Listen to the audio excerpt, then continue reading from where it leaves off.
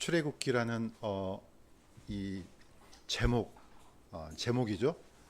이 제목과 함께 반드시 기억해야 될 게 히브리서 마소라 원본에 있는 이 제목 이름들이라는 것도 같이 기억을 해야만이 우리가 출애굽기를 통해서 하나님께서 주시고자 하는 메시지를 잘 잡아낼 수가 있습니다. 그러니까 항상 두 가지, 이게 제목이 공존하고 있다, 이 생각을 같이 하면서 가면 좋겠습니다. 자, 오늘은 시간을요 따로 이렇게 모세에다가 좀 집중을 좀 시켰습니다. 왜냐하면은 모세는 너무너무 중요합니다. 왜 중요하냐?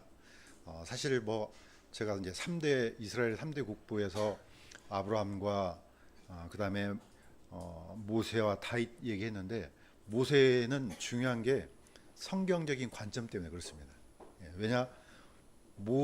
사실 아브라함 시대 때는, 아브라함과 이삭, 야곱 시대 때는 성경 자체가 없었습니다.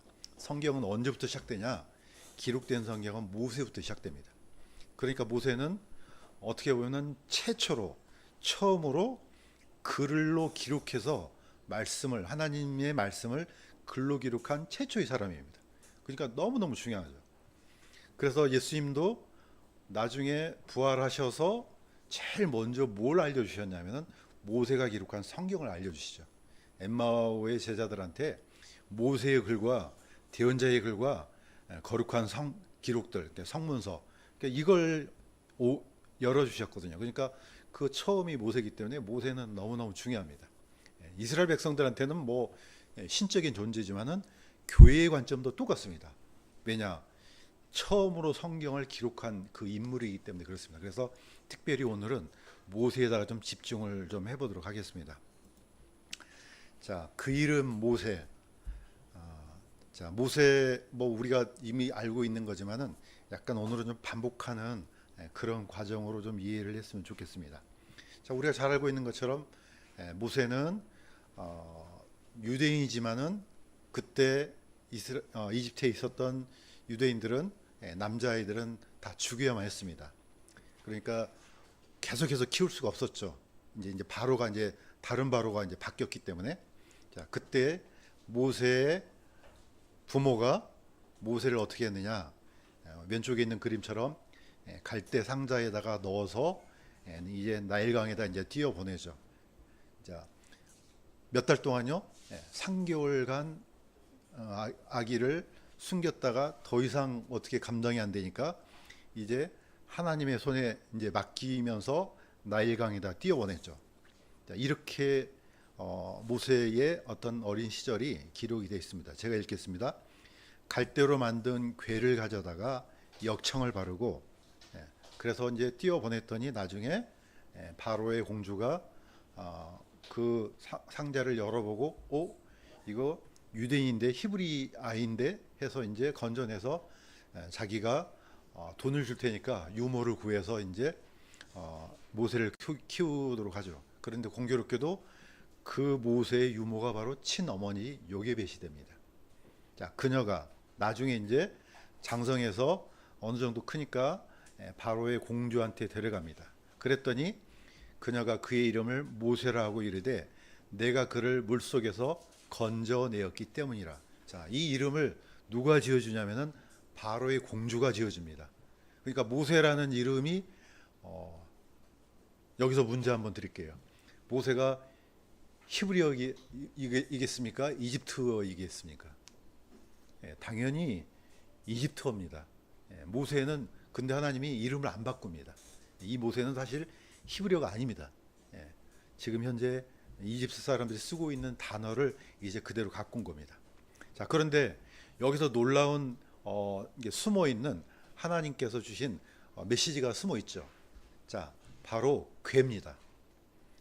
이 단어를 주목할 필요가 있는 게, 이 갈대로 만든 궤하고 방주하고 단어가 똑같아요. 원어는 방주도 테바라고 하고, 그 다음에 모세를 상자 안에 넣었던 그 궤도 테바입니다. 원어는 똑같습니다. 그러니까 모세를 살리기 위해서 어떻게 만들었느냐? 갈대로 상자를 만들었는데 약간 번역군마다 다른데 기억성경에는 나무 진하고 역청을 발랐다 그래요. 저는 이게 더 가깝지 않나 생각돼요. 이제 다른 성경에는 진흙으로 밟으면 진흙은 녹아버리죠. 약간 이거는 물론 그럴 수도 있는데, 그러니까 밖에 역청을 바르고 안으로 밟을 수도 있습니다. 어쨌든 역청이 중요하죠. 똑같습니다. 뭐하고요? 옛날 노아 방주 만들었던 고펠나무로 짓고 역청으로 바르잖아요. 물이 새지 않도록. 이 궤하고 이 궤하고 똑같아요. 자, 오늘날 노아 방주를 봤을 때 모양이 다 어떻게 봅니까? 배처럼 만들잖아요. 그런데 성경에는 배가 아니에요. 그런 배가 아니고 상자예요, 상자. 거대한 상자. 그러니까 거기는 키도 없고 돛도 없고 아무것도 없어요. 그냥 물에 그냥 띄워놓기만 하는 그런, 뭐 같은 단어를 쓸 수밖에 없죠. 다르게 이걸 뭐라 할 수가 없기 때문에. 그러니까 배라는 단어를 쓰지만은 거대한 상자를 노아가 만들었죠. 그것의 축소판이 바로 궤입니다. 똑같이 모세도 그런 상자에다 집어넣었죠. 나중에 이제 하나님께서 섭리 가운데 바로의 공주의 눈에 띄게 해서 이제 드디어 자기 아들로 삼았어. 이름을 바로의 공주가 모세라고 짓습니다. 자, 이 이름이 굉장히 나중에 중요한 의미를 갖게 됩니다. 자, 그런데 이 모세가 이제 어렸을 때 이제 바로의 공주로 자랐지만은, 자, 유모가 누굽니까? 바로 요게벳입니다.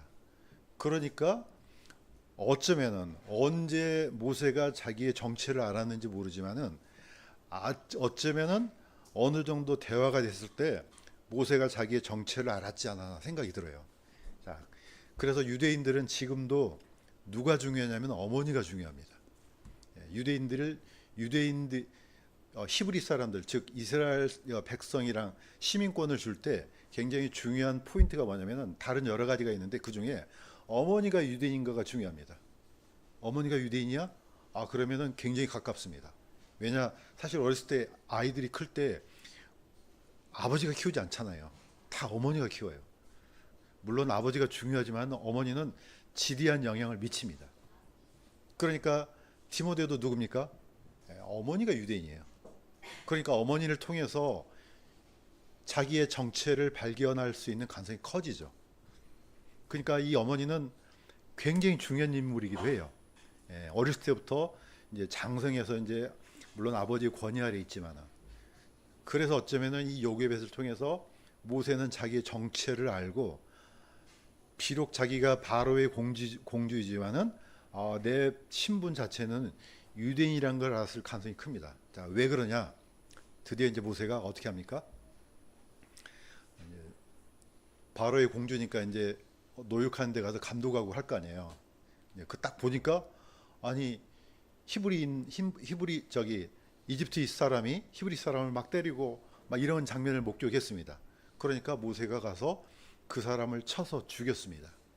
자, 구약 성경에는 안 나오지만은 스데반 집사가 이렇게 얘기합니다. 자, 이거는 같이 한번 읽어보도록 하겠습니다. 시작.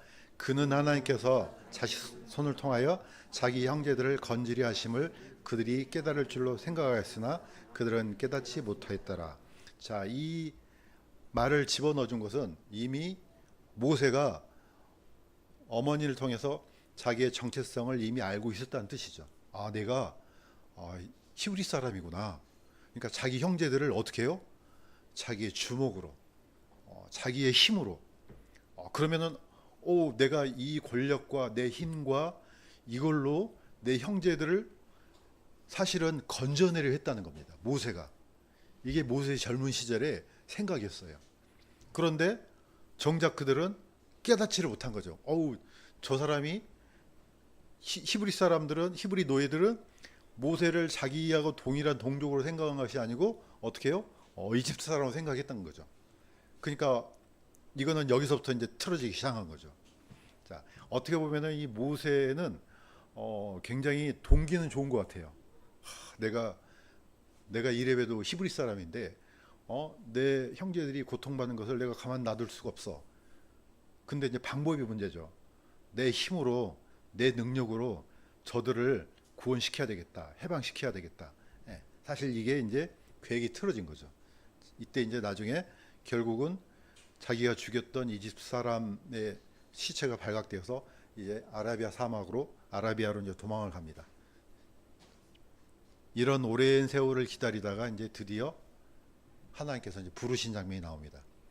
자, 이때는 이제 모세가 양치기가 됩니다. 제가 읽겠습니다. 출애굽기 3장 1절 6절인데 제가 이제 축약을 했습니다. 모세는 이드로의 양떼를 지키더라. 그러니까 누구의 양떼를 지켰습니까? 자기 양떼가 아니에요. 장인의 양떼예요. 자, 장인의 양떼를 몇 년 동안 했느냐? 무려 40년 동안 양치기로 있습니다. 어떻게 보면 이게 이제 약간 그 모습도 보이잖아요. 다윗도 양치기잖아요. 모세도 양치기입니다. 이 셰퍼드라는 이 단어가 굉장히 많이 나옵니다. 사실 이 단어가 이 목사의 원래 단어이기도 합니다. 우리는 이제 목사라고 부르지만은 원어에는 이게 셰퍼드예요. 양치기예요. 그러니까 어떻게 보면 약간 비슷한 면이 좀 있죠. 자, 이 일을 하는데 그가 이제 양떼를 몰고 가다가 하나님의 산 호렙의 이름에, 이제 지금 성경학자들은 이 호렙이 이제 신의 산으로 거의 대부분 인정하고 있습니다. 같은 산이죠. 하나님께서 그를 불러 나는 아브라함의 하나님, 이삭의 하나님, 야곱의 하나님이라. 자, 모세가 딱 보니까 떨기나무가 계속해서 불이 타요.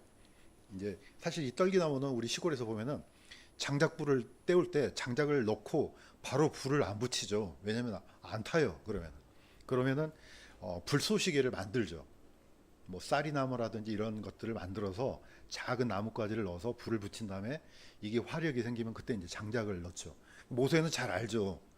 이 떨기나무는 불에 한번 붙이면 확 하고 타서 없어져 버리죠. 지금 우리나라 불 많이 나잖아요. 많이 나는데 보통 이제 저도 들었는데 산림을 관리할 때 활엽수, 그다음에 침엽수, 활엽수 이렇게 이제 교대로 이렇게 관리를 한대요. 이유가 뭐냐면은 이 활엽수는 불은 잘 타지만 확 타버려요.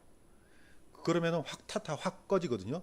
근데 침엽수는 한번 붙으면은 장작처럼 계속 타요. 그러니까 소나무가 한번 타면은 불이 꺼진 게 아니에요.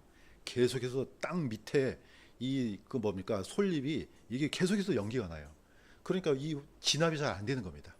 그러니까 어떻게 보면 이 떨기나무의 속성을 잘 알고 있는데 불이 계속 붙고 있는 거예요. 이게 안 꺼지고. 왜 이렇게 신기한 일이 있지? 모세가 다가섰을 때 하나님께서 나는 아브라함의 하나님, 이삭의 하나님, 야곱의 하나님이라. 그러면서 이곳은 거룩한 곳이니 내 신발을 벗어라 이렇게 명령합니다. 드디어 이제 하나님께서 양치기였던 모세를 부르죠. 자, 이 성경이 우리한테 굉장히 좋은 그 어떻게 보면은 심플한 것도 좀 주신 것 같아요. 왜냐? 모세는 당장 120년을 사는데 놀랍게도 애우기 쉽게 딱 40년씩 40년씩 40년씩 이렇게 삽니다. 막 모세가 38년씩 막 몇 년씩 하면 애우기 어렵잖아요. 그런데 모세는 이집트의 왕자로 40년을 삽니다. 그 다음에 이드로의 양치기로 40년을 삽니다. 그 다음에 이스라엘의 인도자로 40년을 삽니다. 얼마나 애우기 쉽습니까? 자, 항상 40이라는 숫자가 뭘 상징합니까? 성경에는 고난을 상징합니다. 그래서 모세가 40주야로 금식했죠. 그것도 두 번씩이나. 예수님도 40주야로 금식했죠. 엘리야도 40주야로 금식했죠. 40이 굉장히 반복되죠. 이스라엘 백성들은 광야에서 40년을 헤맵니다. 그래서 성경에는 40이 고난을 나타내고 있구나. 이걸 이제 얼핏 압니다. 역시 모세도 40년은 이집트의 왕자로, 40년은 이들의 양치기로, 그 다음에 40년은 이스라엘의 인도자로 살죠.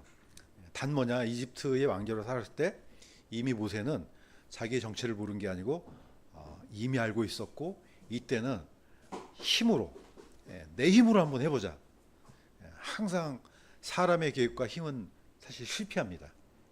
모세가 자기 주먹으로 이스라엘 백성들을 구원하려고 했지만은 하나님께서는 그 방법이 아니야. 이미 가르쳐 주신 거죠. 여기서도 중요한 교훈이 있죠. 하나님은 항상 우리의 힘이 가장 약해졌을 때 우리를 구원하십니다. 우리 보통 이제 뭐죠, 훈련할 때 누군가가 이제 바다에 빠졌을 때 막 허우적거리면서 했을 때 바로 안 들어가죠. 거의 죽기 직전에 이제 힘이 다 빠져갖고 꼬르륵 하고 빠져 들어갔을 때 그때 가져간다 그러더라고요. 그 다음에 그것도 앞으로 가는 게 아니고 뒤로 와서, 저는 한 번도 사람을 구한 적은 없지만은 보니까 그래요. 그것도 일리가 있는 것 같습니다. 저는 이제 이런 얘기를 많이 듣고 자랐습니다. 이제 바닷가가 이제 가까이 있으니까. 제가 아는 사람은 배를 타고 가는데 자기가 타고 가는 게 아니고 이제 이모님이 타고 가는데 배가 어떻게 됐는지 이 물이 넘쳐갖고 이제 배가 이제 난파가 됐어요. 빠졌는데 사람들이 다 죽었는데 거의 다 죽었는데 왜 죽었느냐? 사람들이 물에 빠졌을 때는 어떻게 하느냐? 처음에는 허우적거리면서 빠져나오려 하는데 나중에 물이 차오르잖아요. 본능만 남아요. 그러면 어떤 현상이 생기냐? 옆에 사람을 잡아요. 그럼 옆에 사람은 또 다른 사람을 잡아요. 이게 물귀신작전이라고 그러잖아요. 자기도 모르게 그렇게 돼요. 그러면 다 빠져 죽습니다. 이게 어떻게 보면은 사람이 가지고 있는 이렇게 본능 같아요.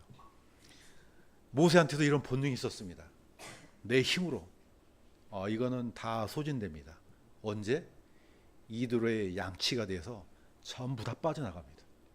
하나님께서는 모세의 힘이 완전히 빠질 때까지 40년을 기다리셨어요. 나중에 이제 불러도 보내려고 그래도 계속해서 모세가 이제 거절하죠.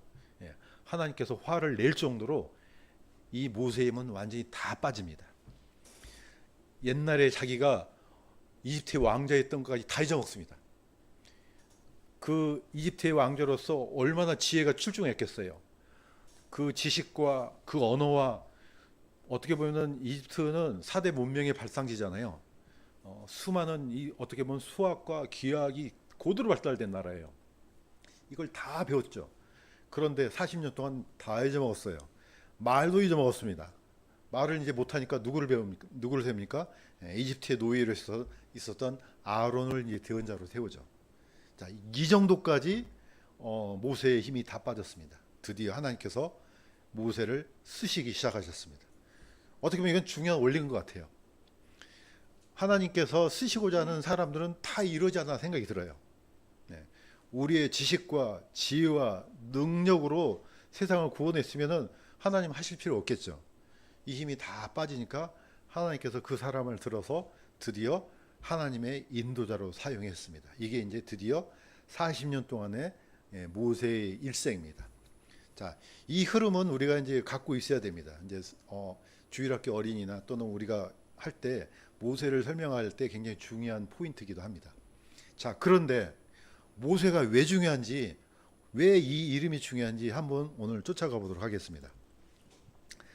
자, 이 신약 성경에서 드디어 스데반이 등장합니다. 자, 등장한데 스데반을 유대인들이 고소합니다. 어디다가? 산헤드린에다 고소해요. 세 가지 제목이에요. 첫 번째는 하나님을 모독하는 자, 두 번째는 성전을 모독한 자, 세 번째는 토라를 모독한 자. 이 토라를 모독하면요, 둘 중에 하나 걸리면 그냥 죽음이에요. 사실은 예수님은 토라를 모독한 죄로는 걸리지 않아요. 하나님을 모독하고 성전을 모독한 죄로 걸려요. 예수님도 사형을 받으셨죠. 스데반도 똑같습니다. 이거는 빠져나올 수가 없습니다. 이때 이제 스데반이 바로 산헤드린에 서서, 공회에 서서 이 얘기를 합니다. 그게 이제 사도행전 7장 37절입니다. 자, 이거 한번 같이 한번 읽어보도록 하겠습니다. 시작. 이스라엘 자손에게 주 너희 하나님께서 너희 형제들 중에서 나와 같은 대언자 하나를 너희를 위하여 일으키시리니 너희는 그의 말을 들을지니라고 말한 사람이 바로 그 모세니라. 왜 예루살렘 교회의 집사 스데반이 이 얘기를 했느냐? 사실은 이 사람들이, 고소를 한 사람들이 다 모세의 제자들이에요. 이 말이야, 우리는 모세의 제자야. 그런데 감히 우리 스승을 위대한 모세를 모욕해? 그러면서 스데반을 고소를 한 겁니다. 그러니까 이 스데반 집사가 아니 무슨 소리냐, 그 얘기를 하는 겁니다. 이스라엘 자손들한테 하면서 모세가 바로 이렇게 얘기했어. 뭐라고? 주 너희 하나님께서 너희 형제들 중에서 나와 같은 대언자 하나를 너희를 위하여 일으키리니 너희는 그의 말을 들으라. 무슨 얘기라든지 다 들어. 이렇게 말한 사람이 누구냐? 모세라는 겁니다. 나와 같은 대언자는 누굽니까? 모세와 같은 그런 역할을 하는 메시아가 오면은 그 말을 들어 했던 사람이 모세예요. 그러니까 어떻습니까? 이거는 제가 보니까 이게 이런 일들은요 지금 세상에도 있어요. 계속해서 끊임없이 일어나는 것 같아요. 어떤 누군가랑 어떤 이제 변론을 하는데 그 사람을 막 코너로 몰았어요. 이제 어떤 증거를 대면서 이 사람이 이렇게 얘기했는데 너는 왜 이 사람하고 틀려? 그런데 기록을 보여줘요. 이 사람이 이렇게 얘기했는데 그러니까 어떻습니까? 이 사람을 고소했던 사람은 굉장히 당황스럽겠죠. 이 사람이 이렇게 했는데 어디? 여기에.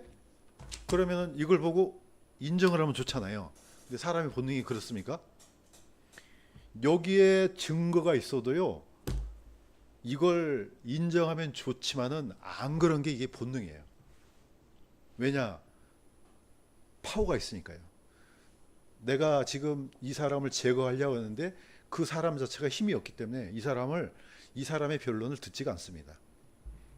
자, 스데반 집사는 한 번 더 얘기합니다. 신의 산에서 자기에게 말하던 그 천사와 또 우리 조상들과 함께 광야에 있던 교회에 있으면서 살아있는 말씀들을 받아 우리에게 주던 자가 바로 모세니라 이겁니다. 모세 오경은요 어떻게 나왔느냐 우리가 잘 알지 않습니까? 신의 산에서 자, 이 천사라 그러니까 이게 좀 어렵긴 합니다. 왜냐? 킹제임 성경 초판 1611년 판에는요 이 천사가 대문자로 돼 있어요. 에인젤. 그런데 지금 쓰고 있는 성경들은요 소문자로 돼 있어요. 이거는 아주 큰 오류예요. 이 천사하고 지금 천사 틀려요. 제가 볼 때 1611년판 초판에 있는 번역자들은요 이걸 굉장히 중요하게 생각했어요. 이 천사는 일반 천사와 다르다는 거죠. 그래서 스데반 집사가 말하는 이 천사랑 그 다음에 누굽니까 삼손의 어머니한테 얘기했던 천사랑 이 천사들은요 다 대문자로 써놨어요. 아 이거는 보통 천사가 아니다. 이거는 어떻게 보면 신학적인 용어로는 세아포니, 크리스타포니라고 해서 그리스도의 현현으로 봐요. 자, 어쨌든 신의 산에서 말씀을 주셨다. 그 주신 말씀이 모세오경이라는 겁니다. 지금 너네들이 보고 있는 성경이 다 누구의 글이냐? 모세의 글인데 그 글은 누구냐? 하나님께서 주신 말씀이야. 지금 이거예요. 그러니까 사내들은 굉장히 당황스럽겠죠. 보니까 자기한테 모순이 생겨요. 그러니까 어떻습니까? 사내들인에서 끄집어내서 예루살렘 밖으로 끌고 와서 어떻게 했습니까? 돌로 쳐서 죽였습니다. 이게 누구냐?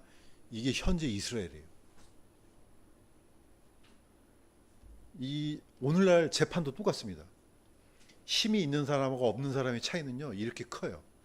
분명히 아니 당신들이 나를 고소했는데 바로 여기 글이 그 사람이 썼던 글이 이렇게 나와 있는데 그러면은 이걸 인정하면 얼마나 좋아요. 인정 안 한다니까요. 똑같은 일이 반복됩니다. 이걸 예수님이 다시 한번 얘기합니다. 사내들인과 예수 그리스도. 자, 이거는 너무너무 중요한 말씀이죠. 좀 길지만은 중요하니까 같이 한번 읽어보도록 하겠습니다. 시작. 내가 너희를 아버지께 고소하리라 생각하지 말라. 너희를 고소한 자가 있으니 곧 너희가 신뢰한 자 모세니라. 너희가 모세를 믿었더라면 나를 믿었으니 그는 나에 대하여 기록하였느니라. 그러나 너희가 그의 글도 믿지 아니하거든 어찌 내 말을 믿겠느냐. 제대로죠. 예수님께서 아예 그냥 쐐기를 박아버립니다. 자, 내가 너희를 고소할 필요도 없어요. 왜? 모세가 고소하니까요. 모세가 내가 이렇게 얘기하지 않았냐? 네. 유대인들이 지금 이 재판이 열린다면 모세가 나서서 야 내가 얘기하지 않았어? 근데 이 사람들은 뭐라 그럽니까? 아 우리는 모세의 제자야. 너는 저기 뭐야? 그리스도의 제자냐? 아니야 우리는 모세의 제자야. 이렇게 했잖아요. 그런데 모세가 정작 뭐라 했습니까? 그의 말을 들으라고 했지 않습니까? 그러니까 예수님께서 이렇게 했어요. 이렇게 말씀하시래요. 너희가 진짜 모세를 믿었냐? 그러면은 나를 믿었으리라.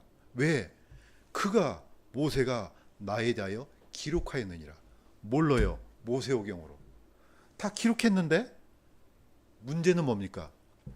너희가 그의 글도 믿지 아니하거든 어찌 내 말을 믿겠느냐. 보니까 이 사람들이요, 문제가 뭐냐? 안 믿은 거예요. 성경을 믿으면 얼마나 좋습니까? 구약을 있는 그대로 믿었으면, 진짜 모세를 있는 그대로 믿었으면은 모세의 글에 이렇게 나와 있기 때문에 우리가 잘못했네. 이분이 메시아인데 이분의 말을 믿으라 그랬지. 그러면서 자신들의 잘못을 회개하고 예수님을 영접했겠죠. 그런데 문제는 안 믿었다는 겁니다. 자, 이 죄는 어떤 죄입니까? 믿는 척했던 죄자예요. 그런 죄입니다. 성경을 진짜로 믿었으면 예수님을 당연히 영접했겠죠. 지금 예수님이 그 얘기를 하는 거예요. 그러니까 나중에 부활하신 후에 성경을 열어서 깨닫게 해주셨다 이렇게 나거든요. 아니 니네들이 봤던 성경에 이렇게 되어 있지 않느냐. 할 말이 있습니까 없습니까? 없죠. 하나님 앞에 가서 뭐라고 얘기해요? 할 말이 없습니다. 그래서 유구무원. 이분이 있는데 말을 할 수가 없어요. 그러니까 어떻게 합니까? 이를 부두둑 갈죠. 누구를 향해서? 자기를 향해서. 내가 왜 이걸 못 봤을까? 분명히 이렇게 있는데. 그래서 성경은 항상 증거의 책입니다. 굉장히 놀랍죠. 증거. 증거가 여기 있는데 할 말이 없죠. 재판관이 감정으로 재판합니까? 아니잖아요. 재판할 때 증거를 대고 이런 죄에 해당된 것은 책에 이렇게 돼 있네. 헌법책에 아니면 법률책에 이거는 유죄.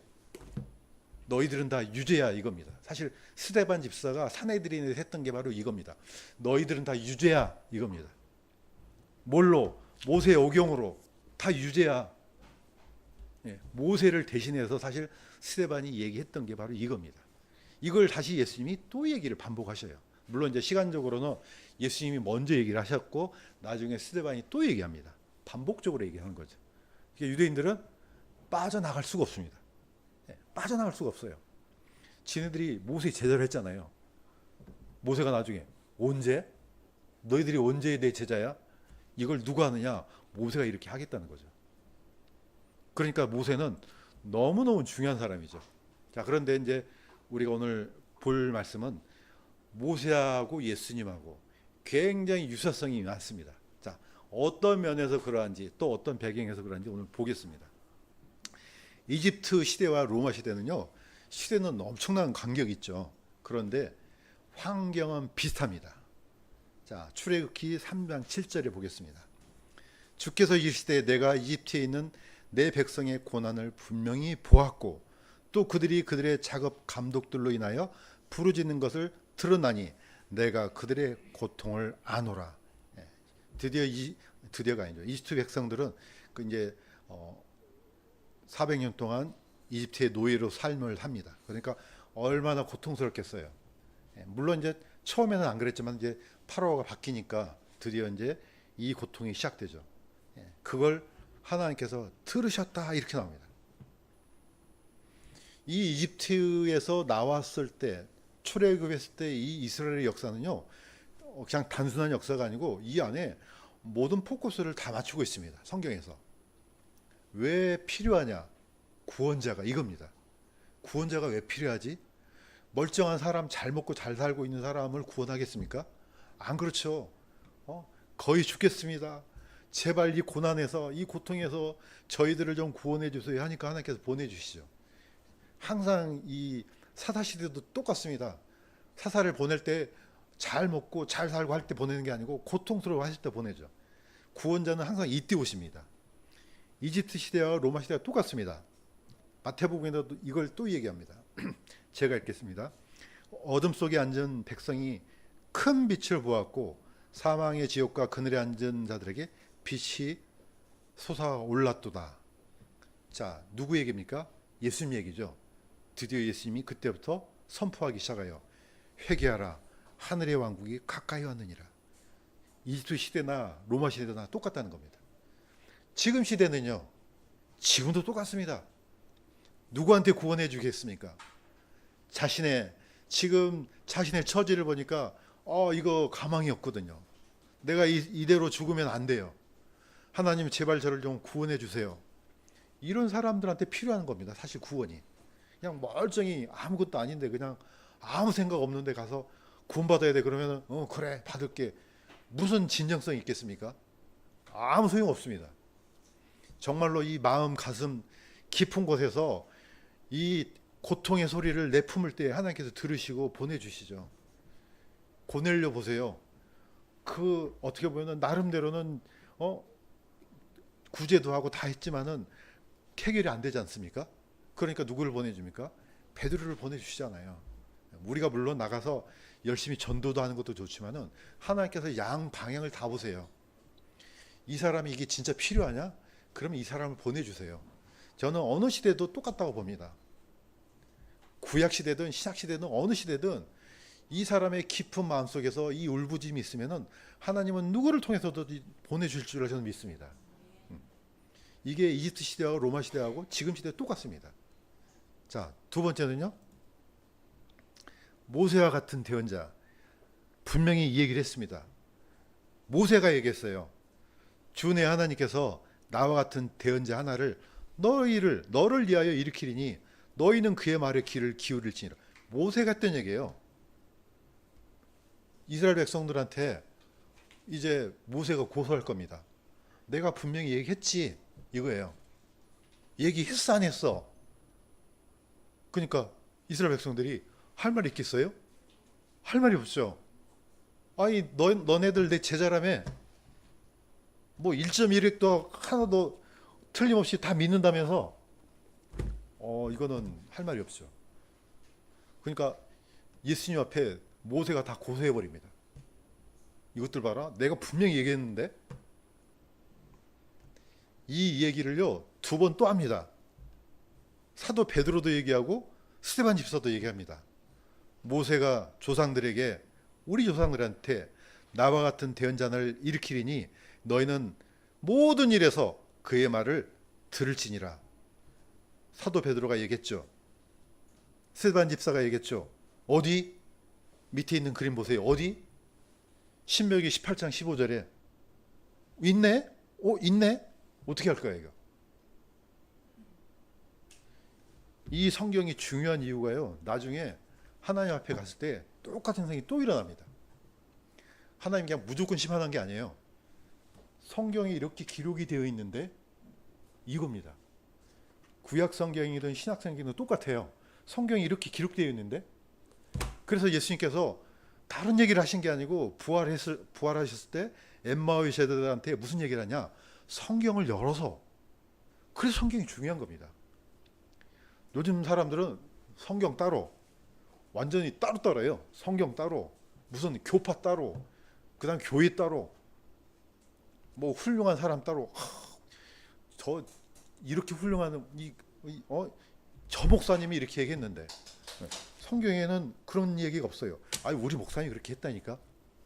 아니 우리 교회에서는 이렇게 믿는다니까. 아무 소용 없습니다. 성경이 그렇게 기록되어 있냐 이게 중요하죠. 네. 그래서 우리 교회 테두리가 뭡니까? 성서 침례교회이지 않습니까? 성경을 최종 권위로 삼는다. 네. 성경이 있으면 오케이예요. 없으면은 이거는 따라가면 안 되죠. 모세와 같은 대언자 그것을 모세가 얘기했기 때문에 이 유대인들은요 빠져나갈 방법이 없습니다. 분명히 얘기했습니다. 그러니까 사실 구약만 갖고 있어도 구원받는 거 아무 문제 없습니다. 신약 성경이 없어도요 구약 성경만 갖고 있어도 구원받습니다. 모세 오경이 신명기까지지 않습니까? 구약 성경 다 몰라도 돼요. 모세 오경만 갖고 있어도 구원받습니다. 성경이 많고 적고 아무 상관없어요. 만약에 성경이 없었던 아브라함과 이삭과 야곱 시대는 어떻게 하게요? 그때는 성경도 없었는데. 자, 이제 마무리하겠습니다. 모세와 예수 그리스도 그 이름이 중요합니다. 자, 모세는 건져내었다는 뜻이 들어 있습니다. 물론 이제 모세가 건짐을 받았다라는 뜻이지만은 모세라는 의미 안에 구원자라는 의미가 들어 있습니다. 이 이름을 누가 지어줬느냐? 파라오의 딸이 지었습니다. 어쨌든 구원의 의미가 들어 있습니다. 마태복음 1장 21절에는 뭐라고 되어 있습니까? 이건 같이 한번 읽겠습니다. 시작. 너는 그의 이름을 예수라라. 이는 그가 자기 백성을 그들의 죄들에서 구원할 것이기 때문이라. 예. 이름은 다르지만은 하는 행동은 하셨던 역사는 비슷합니다. 자, 모세는 드디어 이집트 땅으로 들어가서 그 어둠의 왕국에 들어가서 이스라엘 백성들을 건져서 홍해를 건너서 드디어 이제 젖과 꿀이 흐르는 약속의 땅으로 인도를 합니다. 왜냐? 그 이름이 구원자이기 때문에. 예수님도 똑같습니다. 그 이름을 예수라라, 구원자라라. 이는 그가 자기 백성을 그들의 죄에서 구원할 것이기 때문이라. 자, 사실은 왕국만 다르지 우리가 지금 살고 있는 왕국도 어둠의 왕국이에요. 그냥 우리가 잠시 지금 살고 있는 거죠. 우리가 이 땅에서 무슨 영화를 누리겠습니까? 무슨 부귀 영화를 누리겠습니까? 이 땅에서는 사실 어떤 소망도 없습니다. 왜냐? 이 죄의 왕국입니다. 사실은 하나님께서 잠시 우리를 살게 하신 거죠. 그러면 본질적으로는 이 죄에서 구원이 돼야 되죠. 그래야만 어디로 갑니까? 나중에 부활해서 드디어 사자와 양이 같이 살고 있는 천년왕국으로 들어갑니다. 밀레니엄 킹덤으로. 물론 이제 나중에 끝나게 되면 영원한 새하늘과 새 땅으로 들어가죠. 이게 바로 이 이름 속에 숨겨 있는 하나님의 놀라운 메시지라는 겁니다. 모세 안에도 구원의 메시지가 들어있죠. 예수 그리스도 안에도 구원의 메시지가 들어있습니다. 그래서 출애굽기 중요한 것은 포인트는 이름들 중요하죠. 이름이 갖고 있는 의미를 쫓아가면요, 하나님께서 출애굽기를 통해서 무슨 얘기를 하시는지, 무슨 말씀을 하시려는지가 보여집니다. 그래서 신약 성경에는 이걸 반복적으로 얘기하지 않습니까? 이걸 그대로 가져와 가지고 스데반 집사가 얘기하고 예수님이 얘기하고 그 다음에 사도 베드로가 얘기하고 계속해서 반복적으로 구약 성경에서 이 메시지를 갖고 옵니다. 자, 이렇게 해서 이제 다음 시간에는 이제 하나님의 이름에 대해서 한번 살펴보도록 하겠습니다. 왜냐, 이 이름도 굉장히 중요하니까. 그래서 우리는 지금 야곱의 이름, 다시 한번 반복하지만은 출애굽기는 야곱의 이름에서 시작됩니다. 야곱이 이스라엘이니까 정체성이죠.